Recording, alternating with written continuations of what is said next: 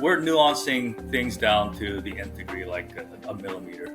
In the contours, in the outline or the rail line, it just a few hundredths of an inch has a way of changing the trajectory of the whole line. I'll look at the server, but I'm like dissecting and critiquing the board and seeing how it's going through the water. Static buoyancy isn't the end all to, the answer to catching waves. Everything has to balance. Outline, rocker, foil, foam distribution, all has to come together.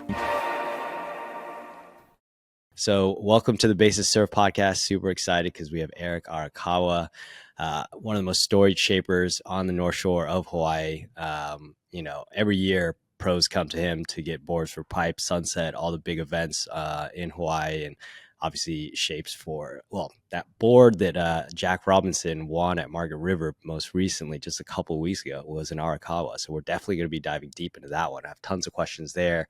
He shaped for Andy Irons, Michael Ho. I mean, the list goes on. Just incredibly honored to have you. Thank you for joining, Eric. Yeah, thanks for having me on. Cool. Well, we're going to start with your whole background and kind of, how it all started and go through the entire kind of progression of your surfboards. But I kind of just have to jump right in and ask about that board that Jack won, that he won on that 6'2". I think it's an RP. Right. I mean, that carve that he did, it felt like somebody was finally matching John at his own game. And that wave was just so beefy. And it was just an incredible carve. I mean, so tell us about that board. I mean, it was, as you mentioned, 6'2" RP. It was 18 and 18.85 wide and 2.56. So just a little over 2.5 thick. So, it's the RP is a model that I've had my lineup for literally years. And, we just call it the round pin. Over the years, I've dubbed it the T100 or other, different names, but really we always call it, hey, it's the rounded pintail. And, and for short, on our order forms, we'll just write RP. And then eventually that just stuck, I do them from under 6.0 all the way up to 9.0. But through the range of length, the boards actually change. So they're not actually the same board, but we still call them the RP. Just, it just sticks. That's in our factory. We really can't call it anything else. But the RP has gone through just a lot of iterations over the years. I'd say a lot, but micro ones. And probably the most significant changes were rocker, concave, just lateral contours. But to answer your question, leading up to that 6'2" that Jack rode at Margaret's and at Sunset, it was the boards that we made some changes directly after last winter, 2022. That 6'2" that Jack rode was basically a series of boards that went through changes directly after the 2022 season. Shaden Picaro came back with his pipe boards, brought some feedback, and wanted to make some changes. We looked at some video, saw some issues with flow on the rail, water coming off the rail, him having some issues really engaging his rail right off the bottom, which is not good. It's usually really easy to connect off the bottom, but we had some issues. We could see some, going over and over through the video, we could see some water coming up off the rail where it shouldn't be. And Shado's he's a super, super sensitive and astute surfer when it comes to picking a board apart and feeling the nuances of performance and actually having a pretty good feel on maybe what needs to change. And so that's been a blessing having him on the team. So that really helps us to refine the necessary changes. And so, but it was really apparent at the end of 22-23 season. We went back and started making some changes to the bottom, little tweaks on the rail. and that was it. The first series of testers went directly under Shado's feet, and he came back saying, oh, "That was it. We hit it." So from those boards, we just started building all the other boards, and that led to Jack's Sunset board and the 6.2 that Jack rode to victory at Margaret River. Wow. And it's so interesting that like this little observation about just the way the water was flowing off of his rail is really what initiated it all. And I'm assuming like the changes, well, I'm curious, like how subtle were those changes that you were making to address the issue? They were big and small at the same time. So just the ordinary person would not have been able to pick it up. You know, if I would have had someone look at the previous board and then the new one with the changes, I'd be surprised if just someone off the street could pick up the changes. But you know, I mean, they're subtle, but at the same time, they're really significant. At that level, it's really important. The little things are big things.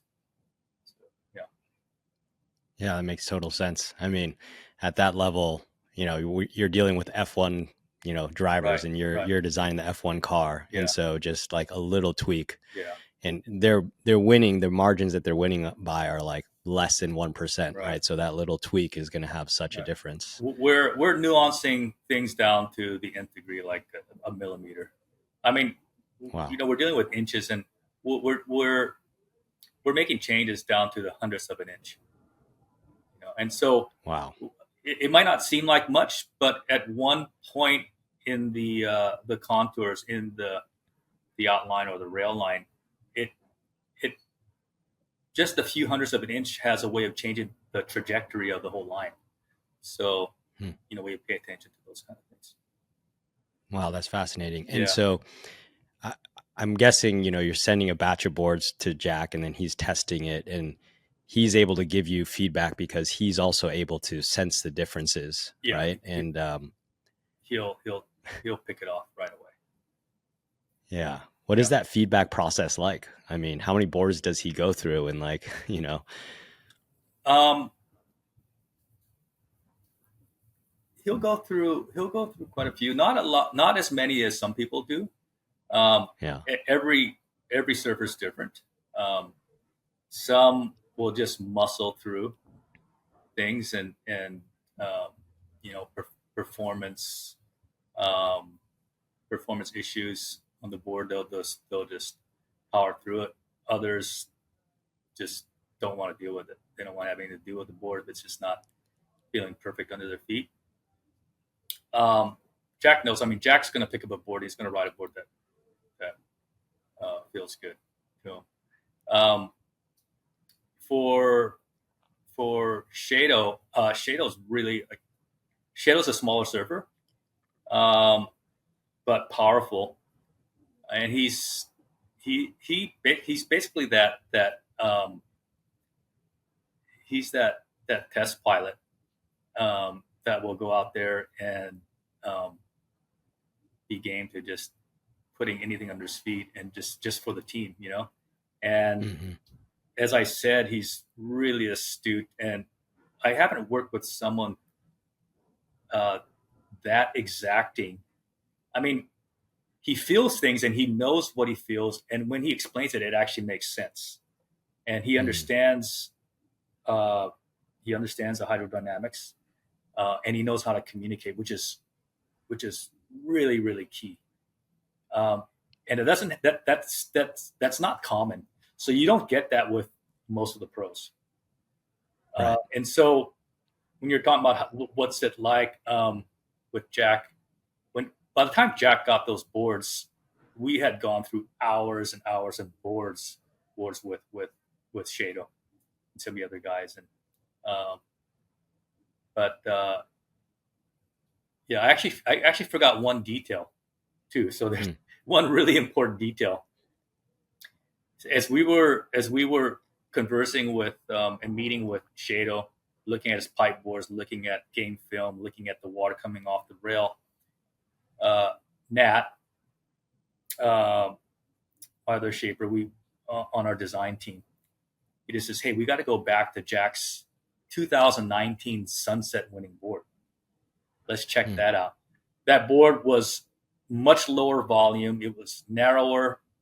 It was a 6.6, but it I mean, he won on that board. I mean, he surfed incredibly on that board. So I had that board tucked away. There's certain boards that we keep for reference and just for nostalgia, and that board was one I was going to keep. So we went upstairs in our storage area, pulled the board down, looked at it, and just go, wow, it's different. We got to get back to this. Subtle differences in the rail, rocker, so it was a combination of feedback, watching game film, and going back cross-referencing previous boards. And the boards that we came up with after this process wasn't exactly like Jack's 6.6 that he won in 2019, but we did have to go back to some of the aspects that really make that board work. So rockers were a little bit different. We're using a bit more rocker than he wrote in that board, but we went back to the rail contours.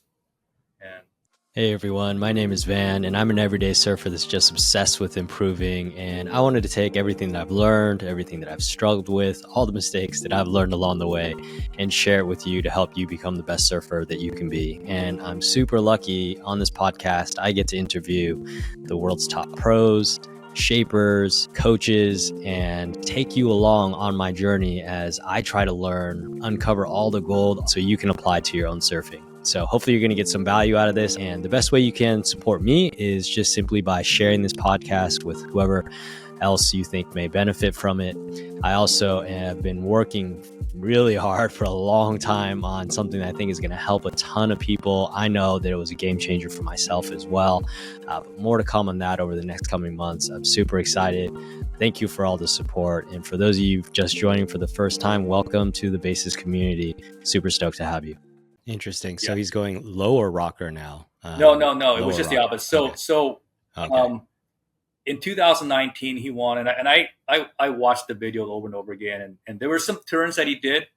I mean, he's so good. He's got incredible balance. His body mechanics is spot on, and I just saw some of his turns in the final, just the extension. And again, seeing water coming off the rail, and I remember telling myself, okay, we can make that board better. I'm going to change the rocker coming out the tail, the exit rocker. And then I thought maybe we need to adjust a bit of the nose.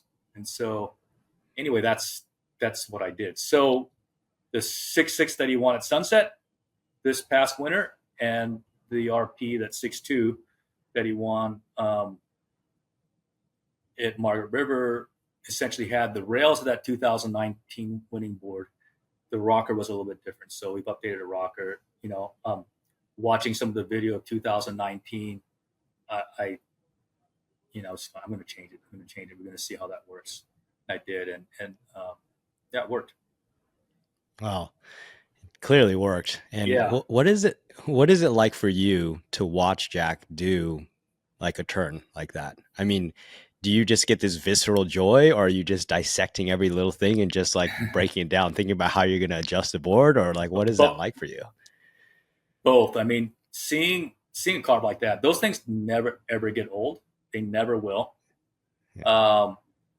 We have video. This is a practice session 2 weeks before the comp at Sunset this year. And he did this turn, and it was an incredible down carve at Sunset. He did a series of 3 turns. That the third turn was incredible. And I was on the bike path next to Snake, next to Jake Patterson. Mm-hmm. And he just goes, that's the best turn I've ever seen at Sunset. Wow. And coming from Jake, that says something. I mean, and he's put down some big turns out there too. I remember some of the turns he did Sunset final with against him and with him and Andy, and they were in the final man-on-man together, and Jake got the win, that year. But yeah, and I was on the beach there, then way back then. But yeah, so it was incredible. But what often when surfers are out there and they're riding my boards, I'm even if they're not riding my boards, I'm looking at the boards. I'll look at the server, but I'm like dissecting, I'm critiquing the board and seeing how it's going through the water. Yeah. I mean, I'm yeah, I could see that. I'm focusing on that rail. I'm focusing on the nose. I'm focusing how and looking at seeing how the water comes off the rail and the tail. Yeah, seeing if it's skipping, if he's struggling to keep his rail in the water. But yeah, it is satisfying when you see a turn like that and you see the acceleration out of the turn. You just go like, yeah, that's what we do all this for. All the agonizing and the rehashing ideas and designs, taking chances, stepping on a limb, taking one step backwards to take two steps forward, the cost, the time, and just the emotional expenditure, all that. And you see that turn, you just go, okay, that was worth it. Yeah. And it must be kind of gratifying as well that he won specifically against John. I'm sure you and, Paisel have a friendly rivalry. People talk about how like, oh, the Paisel ghost is what enabled, John to do those massive cards that he's known for having done at Margaret River and just totally changing everything. But now Jack is, if, Jake was like, that's the best turn I've seen at Sunset, that says a lot because he's obviously seen John's turns, right? So that must be pretty gratifying to see your RP against the It is, and that turn that Jack did in the final was, I mean, arguably that's got to be one of the best turns or the best turns out there in competition. I mean, that was incredible. He was so extended, so laid out, and as he came back and that down carved, I mean, he was best in the barrel. And had to switch directions with enough speed to make the rest of the wave. And I talked to him after that. He just said he just had a lot of confidence on the boards and he didn't feel like he had to think. He just had to, he just did what he wanted to do. But getting back to your question, it was great. It was, it was really satisfying to see Jack win. But we were, John's from the North Shore, and if it were someone else, if it were a different final, John was in there. Yeah, we're gonna root for a guy in Hawaii. So, but in that case, Jack was our man, and I was in California at the time, so I wasn't in Hawaii. So, I was up at midnight. I was up at 1 a.m, and it was hard, and I was just going, I can't stay up, and I'm going, oh man, I can't. I'm just, I was a little bit, I was a little nervous. I'm going like, man, if he loses, I'm not going to be able to sleep. And I'm going, man, maybe I should just go to bed and wake up in the morning, see what happens. And then I thought, well, if he wins, I won't be able to sleep either, so I must just stay up. And so, but it turned out great, and he won, and I couldn't sleep. So wow. That was great. Wow, so, that's incredible that you care that much. That's incredible. Yeah, I think we're all up, and it's teamwork. So it was a whole team, and we're all cheering him on at the factory, and so we got Shado. Shado was really instrumental in developing those series of RPs for this year. And as I mentioned, Nat, him just saying, hey, we got to go back to that 2019 board. We confer a lot, in the computer and looking at the shapes, the designs, and so it's not just me making decisions, man. It's teamwork.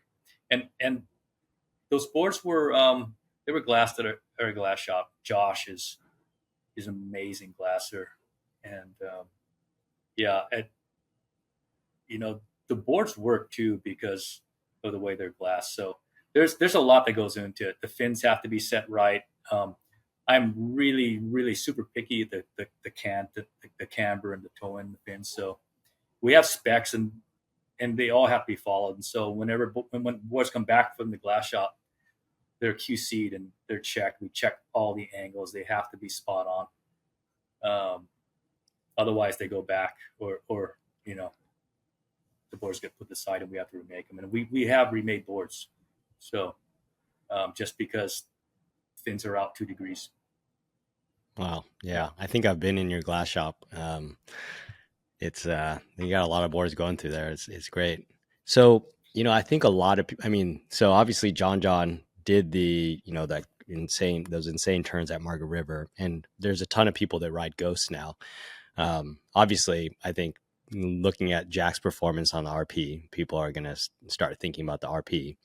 How would you, and I'm sure you're not like studying Paizel's boards and the Ghost and just like, going super deep into it. But if you were talking, if you were going to explain to, your everyday surfer who's trying to make a decision on, should I go RP or a Ghost, like what are the differences in the design characteristics? And like, I know there's going to be pros and cons, right? It's that's the way it is with any board design. But how would you position the RP versus say the Ghost? It's a lot different. So I guess it's you know what it is. I guess it's a matter of philosophy, design philosophy. So you can ride something longer, a little narrower overall. I'm not talking about tail width, with a bit more rocker, or you go shorter and fuller in sections, in the front section. It depends. It depends on the conditions and the server. I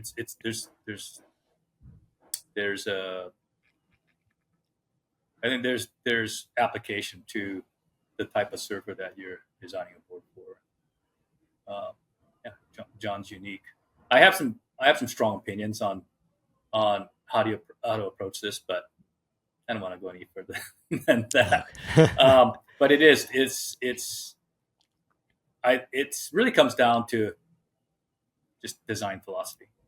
And again, for sure, the Ghost has merit.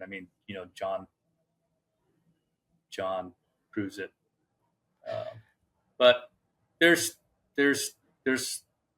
other ways. There's more than one way to skin a cat, so to speak. So. Well, why don't I rephrase the question? So for a surfer that's trying to dial in their boards for good waves, what are what is your philosophy? What are your recommendations when they're trying to dial in that board? They're trying to think about, okay, how do I want my rocker, my length, my width, my thickness, on the sensitivity of my rails. What is your philosophy there? Yeah, I think basically when it comes to say the RP or say, I guess I would steer this more towards say looking at a step up board or a board for good, powerful waves. So maybe that's when you're going to take out the RP or maybe the Ghost. My recommendation is not to be afraid to go a little longer. And and if you go back, see, because you look at points of reference, Andy Irons, those days. When they're on tour, they're at one time 6'2" was the standard length for small waves. I was doing boards for Shane Beshin, Andy at the same time, and they were both getting 6'2s, and they were riding these in like California, shoulder high surf, and then it went down to about 6'0", but it didn't go below that. It didn't go short until the next generation. But Andy won at Pipe. I want to say on a 7.2 one year, and then another year on a 6.10. He won the world title, his second world title, against Kelly in 2002 on and like a 4 to 5 foot day at pipe. The last day it turned out to be pretty small. Kelly actually paddled down the gums, and just for a portion of the final heat. But Andy was riding a 6.6. Today, at that size, the guys be riding 6.1s. Yeah. Right. So, but again, so you know what? If people are afraid to go a little longer because they feel like, well, they're not going to turn the board. But you can. If the board's shaped right, you can turn a longer board. And that's, for us, I think that's the secret of the RP. That's what's in it. So you can power that rail, but when you come off the top and on the back foot, I want a 6.6 to turn like a 6.3 or 6.2.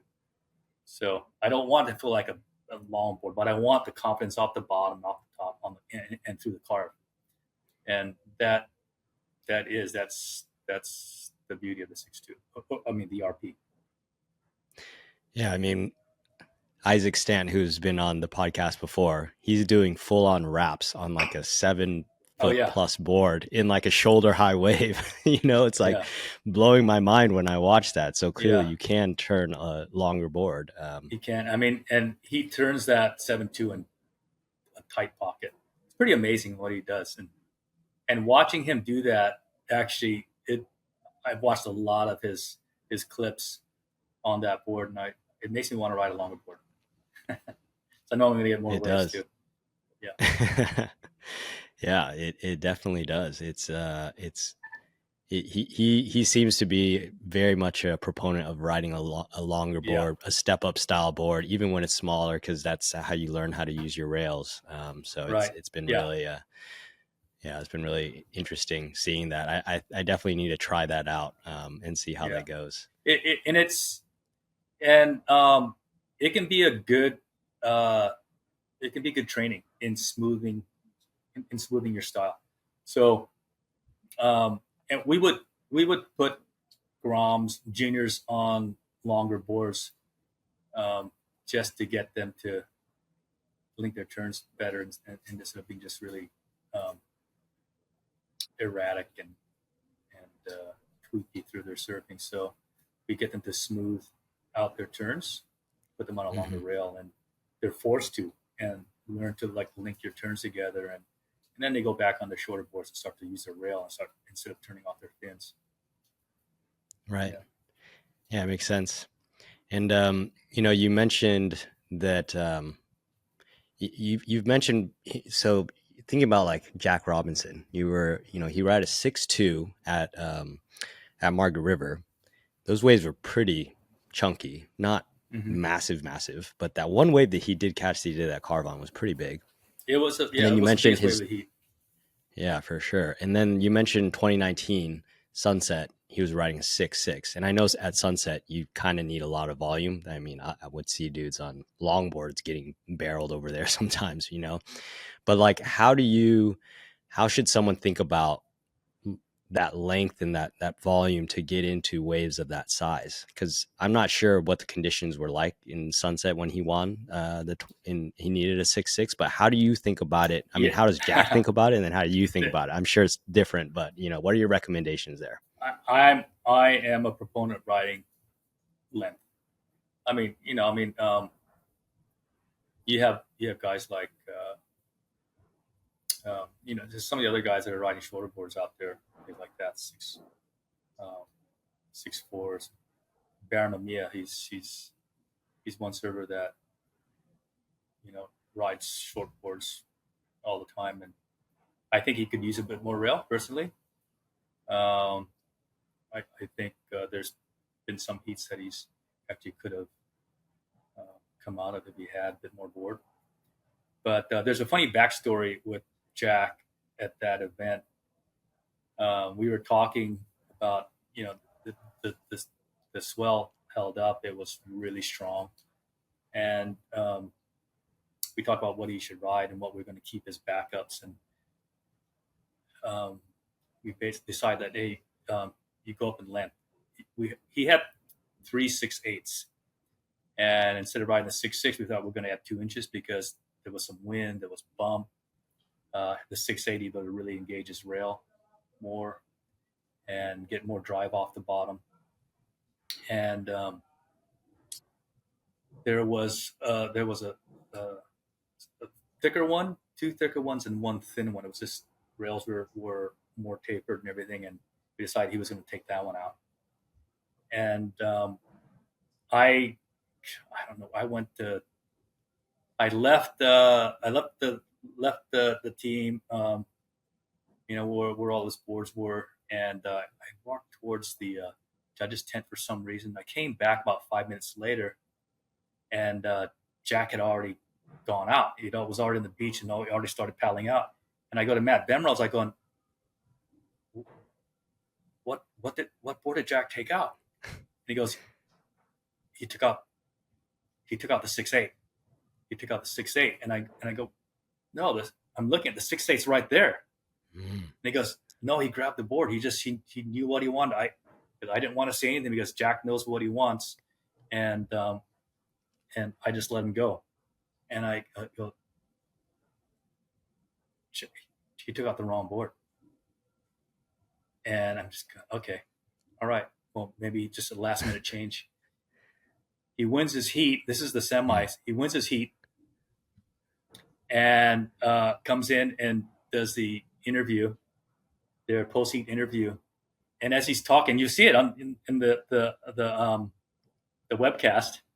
And he says, they're asking, what's he riding? He goes, yeah, I'm just took out the 6/8. Like I need a bit more length. And he flips it over. He goes, oh, I actually took out a 6/6. I actually took out the wrong board. But he was just hyper focused, was getting out there and right. Went into the van and grabbed the wrong board. But anyway, it all worked out. So. Well, it's funny because he had the mental strength though, because he was like, "Oh, I'm on a 6/8," and he probably committed that much more and just had the confidence, right? Thinking that he was on a longer board. So yeah, and then another backstory at Margaret River. Before, the final day, Jack was conferring with Matt Bemrose again, and Leandro Dora, his coach, and Jack said, I think I'm going to take out the 6/1. So he rode the 6/1 earlier, felt really good. And but he had been on the 6/2 previous days, and Matt and Leandro said, no, you know what? No, take out the 6/2. Give it another inch. And that's what he rode. And he looked good on it. In my opinion, he could have rode a 6/3, but he looked really good out there. Obviously. Yeah. That's interesting. Yeah. So, we're talking about cutting edge. This is literally just a couple weeks ago that, Jack Robinson won. And, you mentioned Andy Irons, how much have boards changed? What was it like shaping for Andy? And then eventually I want to get into like how much has, board design changed and what's your view on that? But let's actually just start with, what was it like shaping for Andy Irons?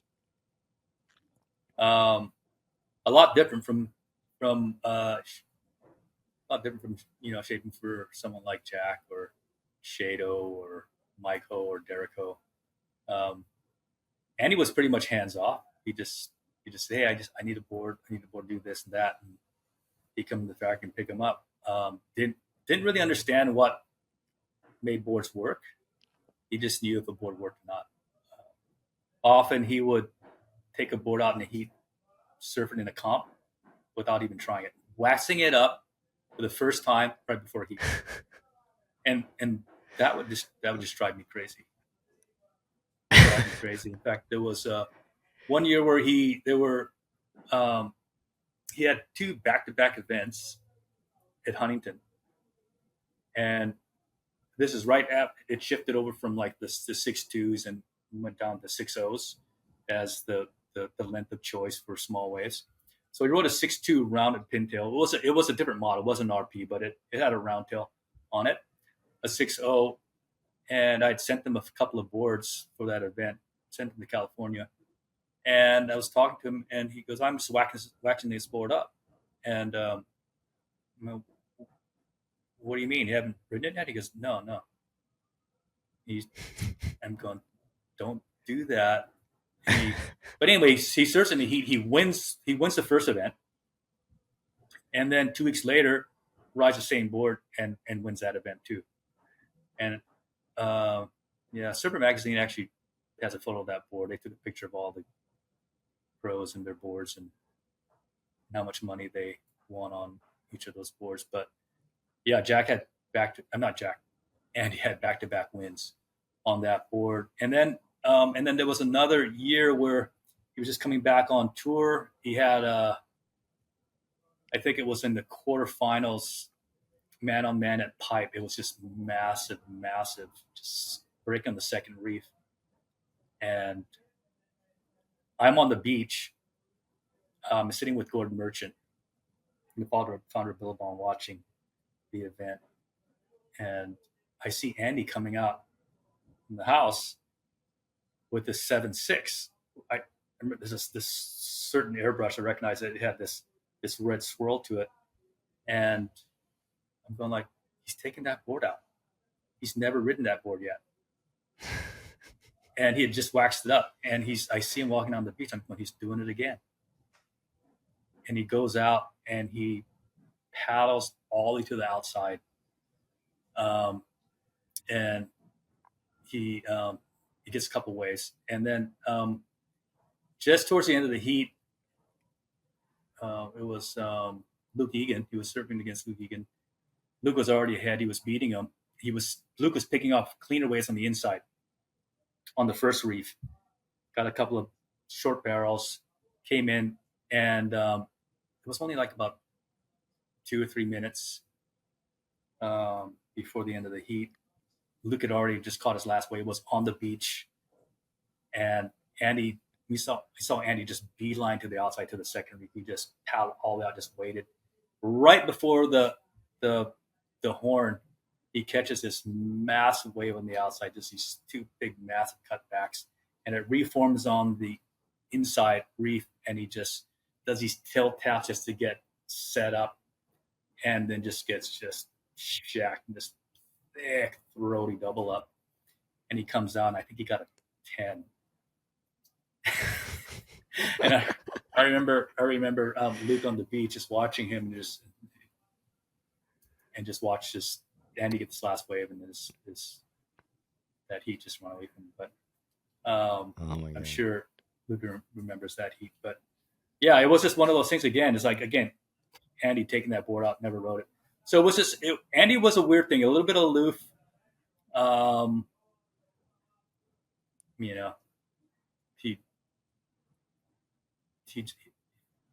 He wasn't very methodical. At least it didn't seem like it on land. He right. Just picked things, do random things, and somehow it just seemed to work out. For the most part, with boards and his surfing. That's such a With Jack. Jack's a little more involved. He's more involved with his boards, and of late he's been a lot better at communicating and relaying what he feels and all that. But and as I said, it goes back to teamwork, because we're getting feedback from everyone. We work together, and so all the efforts from all the team members really benefit the whole. So when Jack gets aboard, it's not just Jack's feedback. It's not just my input into the shapes, but it's the whole factory team. It's the other team riders, and so I'm not sure if that's that makes a sense. Long explanation to your question. No, it's a fascinating story, and it kind of makes sense what you were telling me about Andy. I mean, it's very unexpected, but it's like as rock and roll as it gets. Like, oh, I'm not even going to test my board before I go out and compete on it, and he just goes out and wins. But that must be super stressful for you, because then you're like, all right, if he blows it, then he's going to blame the board, right? And and I'm watching the board the whole time. I'm watching and see how it works. Yeah. And then you have Yeah. the other end of the spectrum, the other extreme, doing boards for Michael Ho and Derek Ho. Hmm. They when they began a new board, they were at the factory, and Mm. often more often than not, they would be in the shaping room right at the very end, and I mean, literally leaning over my shoulder, and then I go and you know do some sanding, and then they step back in the corner, and then they wait till I was done or through that step. They'd step up, get into the thick of it, grab the board, feel it, look at it down the rail, look at the foil. They said, "No, I want a little bit more off of here. No, more here. I want the rail a little thinner." Yeah. But it was just super hands on, looking over my shoulder at how we set the fins. When the At the glass shop, making sure the hot coater was setting the fin angles right. I mean, literally right there in your face. Wow. And yeah, and you know what? And I don't mind it at all. I don't mind that, not at all.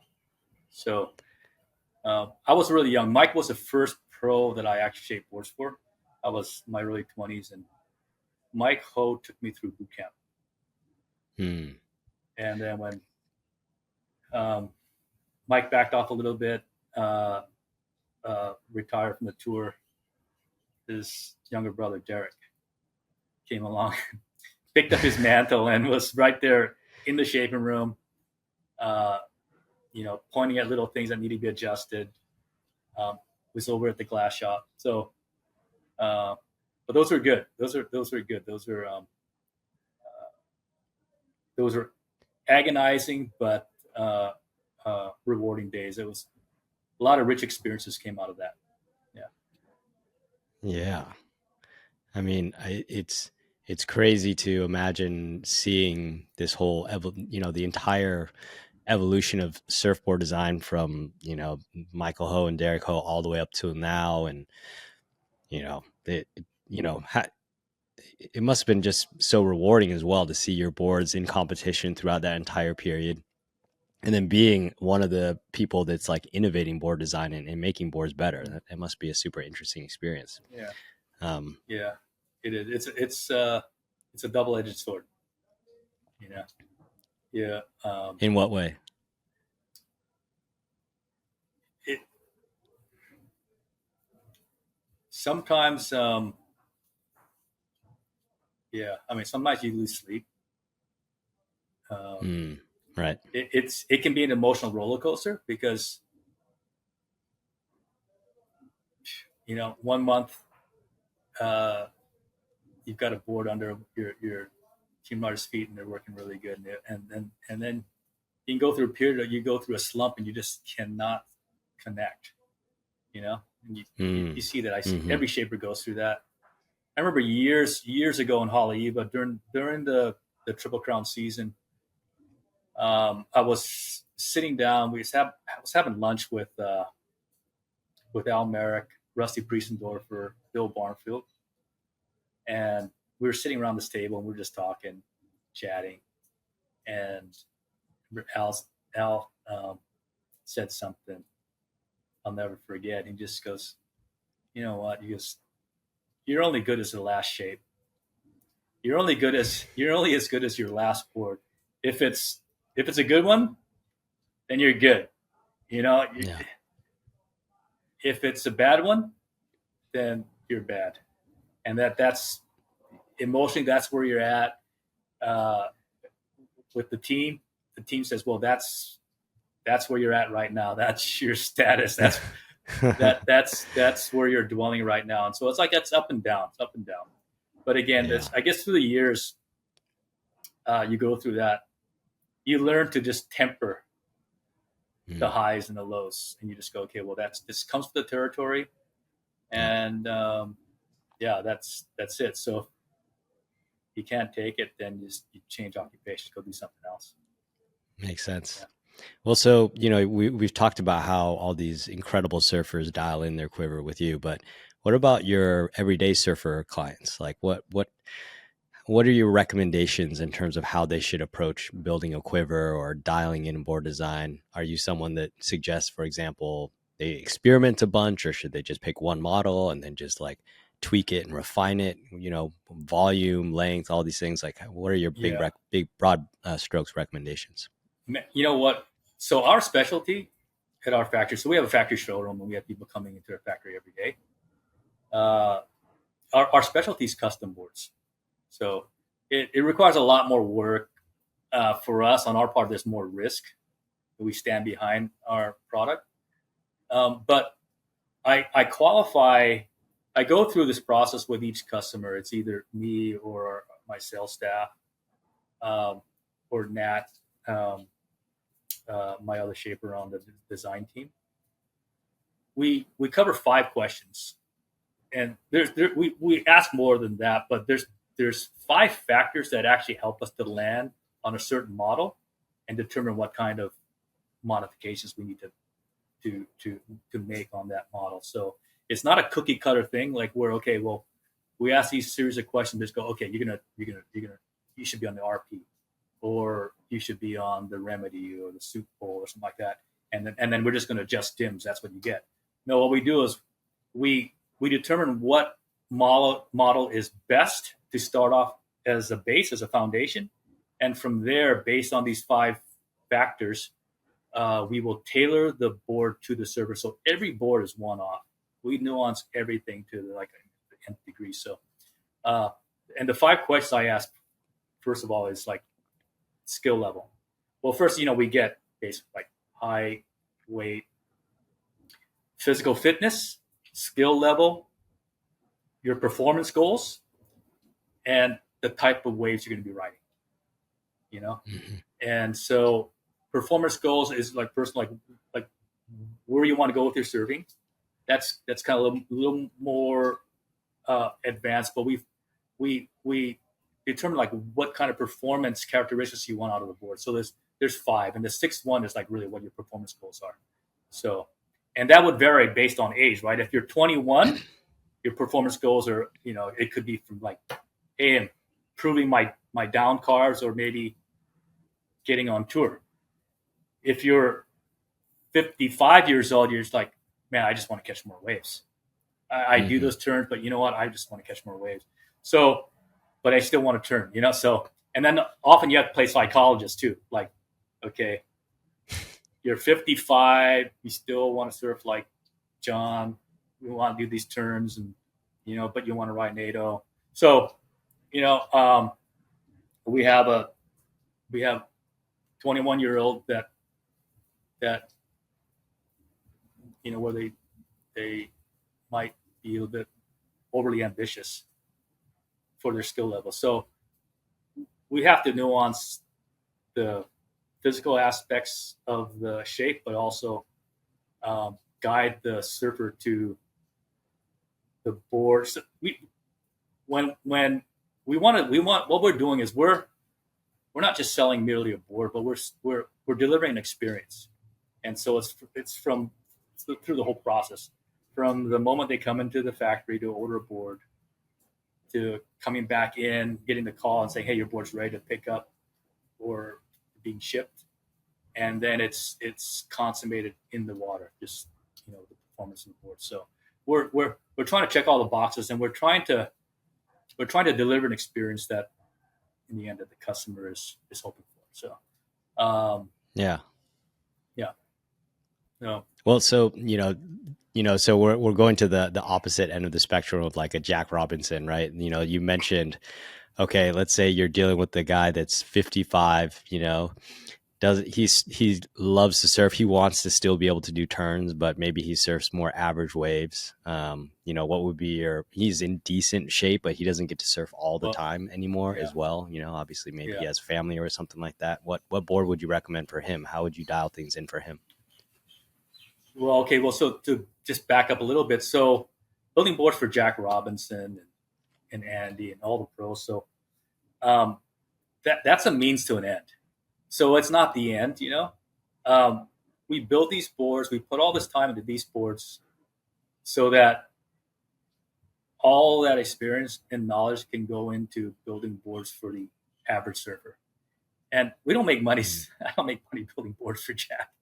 It costs money, and so it's a means to an end. I mean, yeah, it's satisfying. It's great marketing, but we get a lot of enjoyment out of from building boards for the average surfer that just loves to surf, and it delivering a board that works well. I mean, trying to get the average surfer a magic board there's just as much satisfaction out of putting a smile on a pro's face. So I love that. It's really rewarding because I love surfing. I just think it's such a great healthy sport.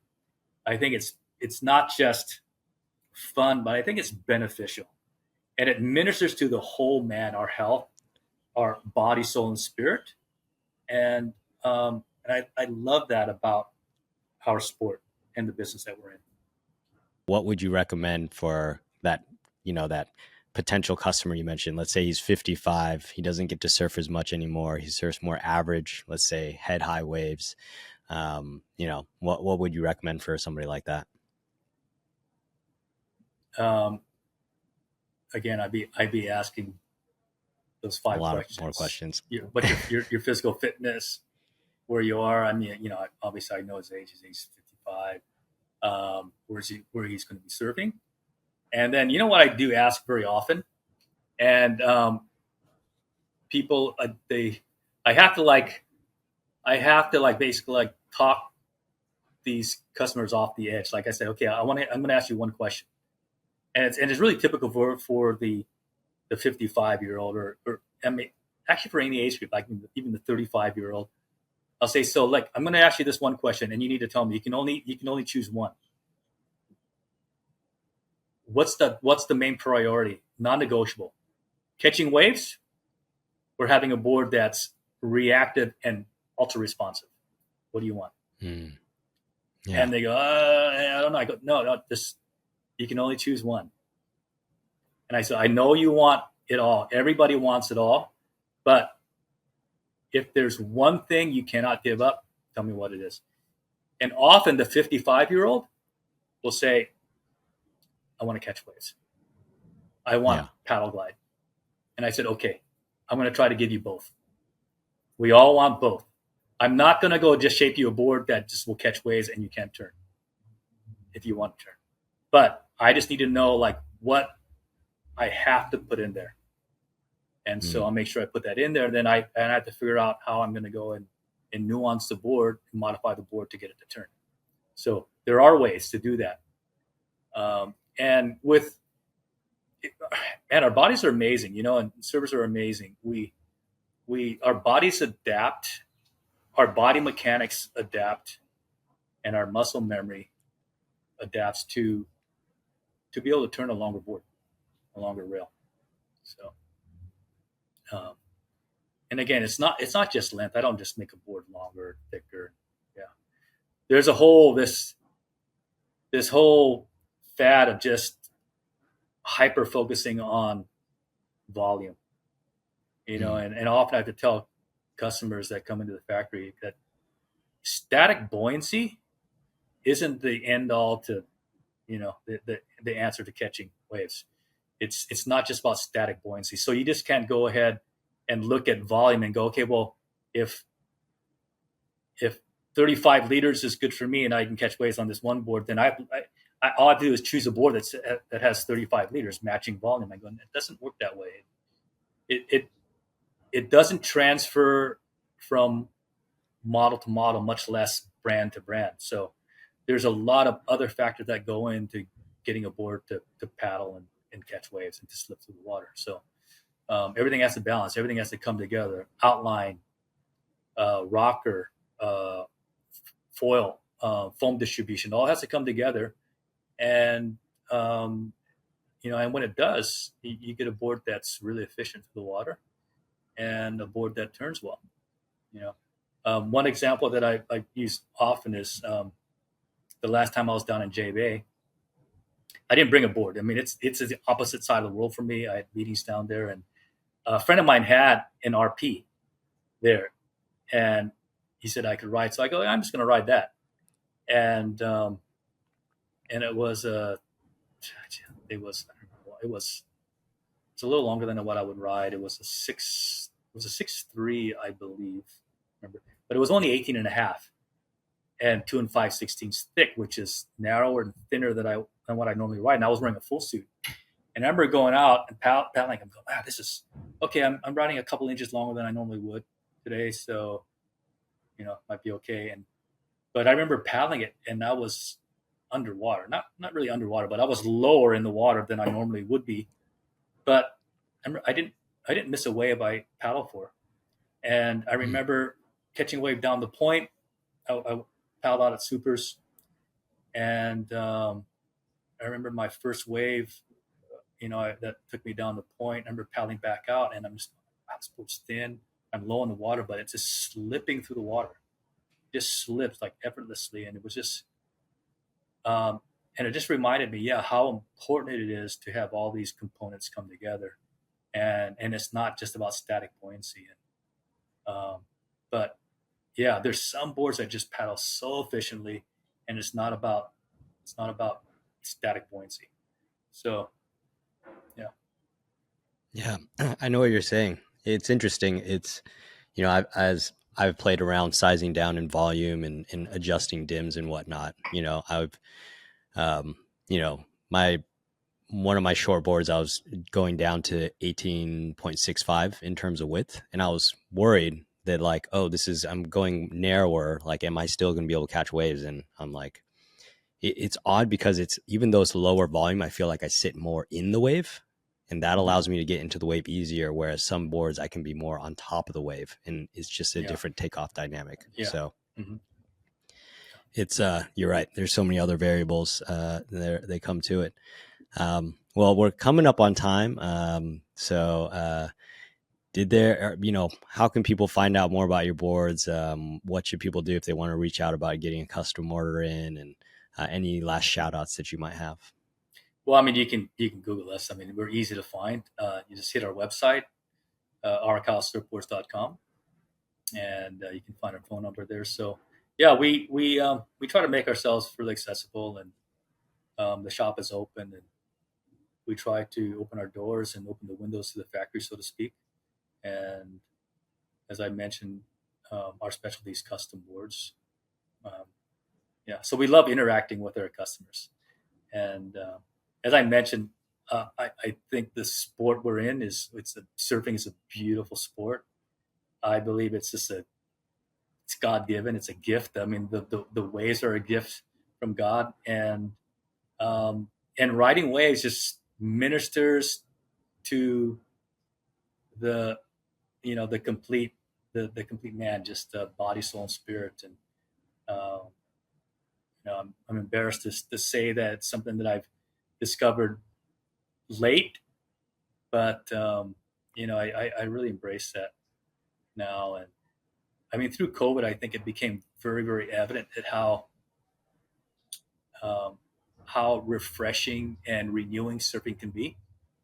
And I'm really thankful to be placed right here at this time in my life, and I'm enjoying it. I enjoy coming to work every single day. So, so we're happy to see people come into the factory and say hi, even if it's just come to just to just check things out and say hi, meet the crew. Yeah, I can attest. You got the friendliest people in that shop. It's really cool to feel up all those boards. I love it too. So, all right. Well, thanks, Eric. It was a pleasure chatting boards with you. All right. Thank you. Yeah, it was a pleasure here.